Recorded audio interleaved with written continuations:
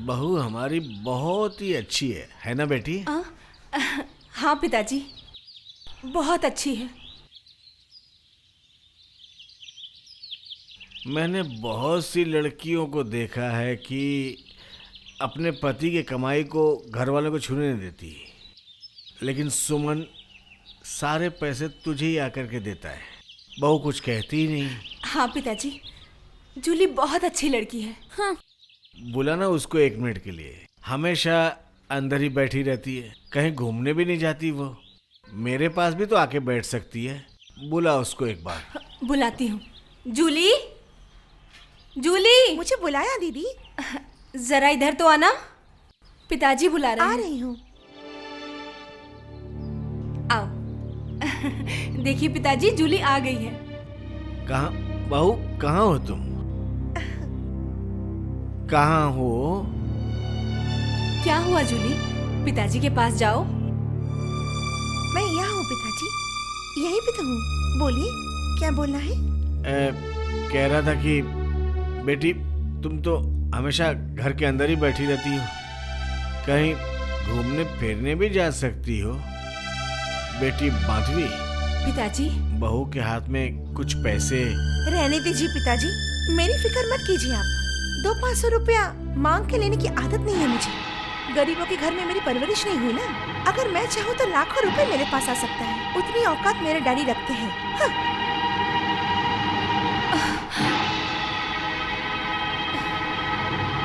माधवी। पिताजी, आप यहाँ बैठिए, मैं अभी आती हूँ।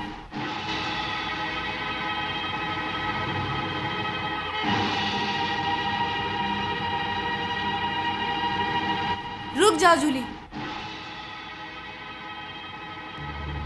तुम्हें नहीं लगता कि पिताजी के साथ तुम्हें इस तरह का व्यवहार नहीं करना चाहिए था? मैंने तो कुछ भी गलत नहीं कहा। जूली, सुमन ने अपनी सारी सैलरी मेरे हाथ पर रख दी। अगर वो तुम्हें बुरा लग रहा है तो फिर तुम्हें ये बात मुझे बोलनी चाहिए थी। कितना पैसा कमा लेता है आपका भाई, आपने सोचा भी कैसे? 200-500 रुपए के लिए मैं आपको खरी खोटी सुनाऊंगी? उससे कहीं ज्यादा पैसा मुझे बिन मांगे मिला है। और वैसे भी जितना पैसा आपका भाई कमा लेता है वो भी मेरे डैडी की बदौलत है। हाँ सही बात है, लेकिन वो काम करके पैसे कमाता है, किसी से भीख नहीं मांगता है।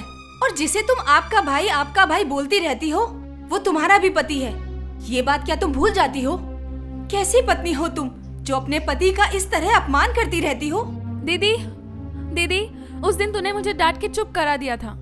हमारे घर के एक गरीब भैया से अच्छा उसका घर का पालतू कुत्ता है उसके लिए। यही बात मैं तुझे समझाने की कोशिश कर रही थी। मुझे तो लगता है कि ऐसी लड़की के लायक कोई पालतू कुत्ता ही है।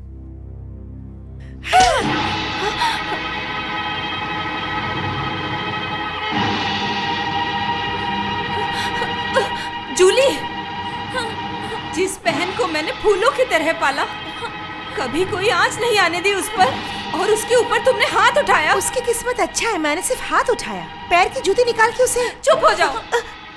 तुम्हारी किस्मत अच्छी है कि तुम मेरे छोटे भाई की पत्नी हो।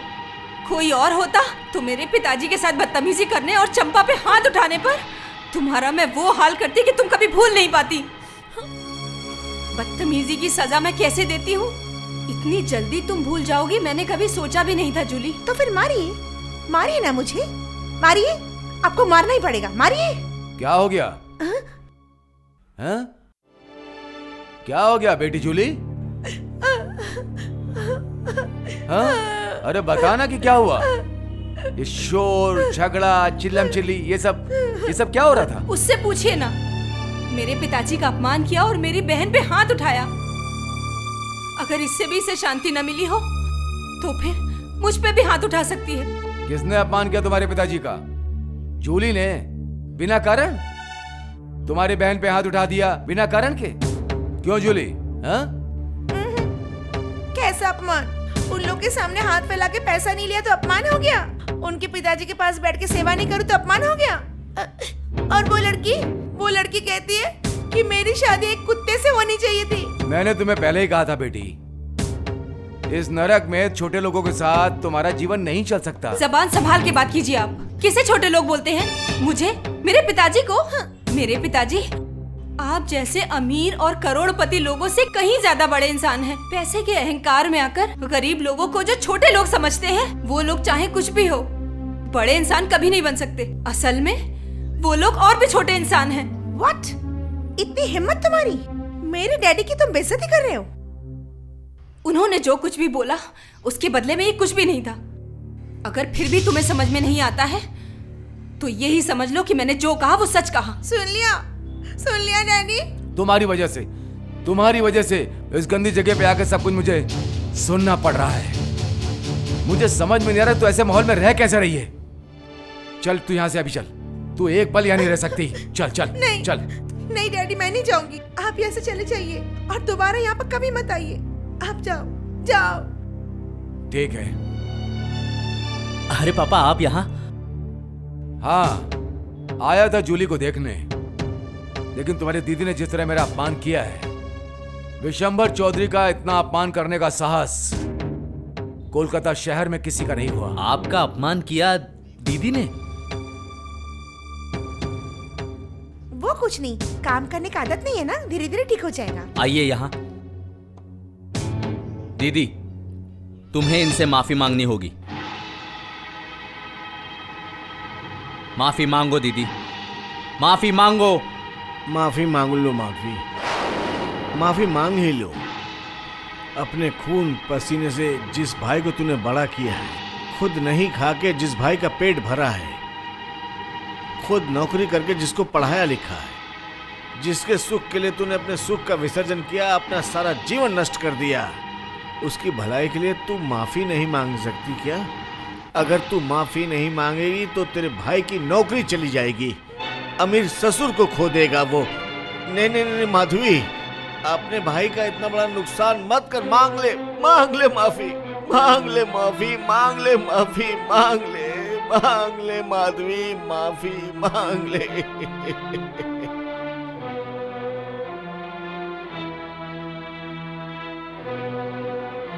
मेरे पिताजी ने आपके पैर पकड़ के माफी मांगने का आदेश दिया है।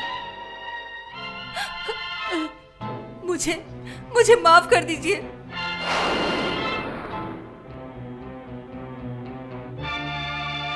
मैंने माफी मांग ली है सुमन। तेरे अमीर ससुर से माफी मांग ली है सुमन। तू खुश है ना आज? खुश है ना आज? पिताजी ने आदेश दिया था और मैंने माफी मांग ली, लेकिन तू कैसा है रे? कैसा है तू क्या इंसान है? मेरी बात छोड़ दे, लेकिन ये जो अंधा इंसान है जिसने तड़प तड़प के जिंदगी जी है, ये कौन लगता है तेरा? कौन लगता है तेरा? तू क्या उसी इंसान की औलाद है? बीवी का गुलाम है तू, बीवी का गुलाम।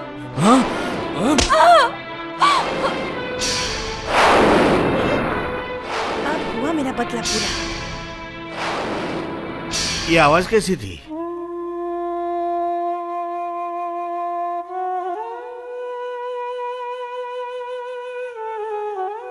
कैसी आवाज थी? कुछ नहीं पिताजी, मैंने सुमन को थप्पड़ मारा था। नहीं नहीं नहीं नहीं रे नहीं। बड़ी बहन अगर छोटे भाई को थप्पड़ मारती तो मुझे इतनी तकलीफ नहीं होती। मैं समझ गया माधवी, तुझे इनाम मिला है ना? इनाम, अपना खून पसीना बहाने का इनाम, अपने सुख का विसर्जन करने के बदले इनाम, अपनी जिंदगी बर्बाद करने का इनाम। पिताजी पिताजी पिताजी पिताजी चलिए पिताजी, चलिए।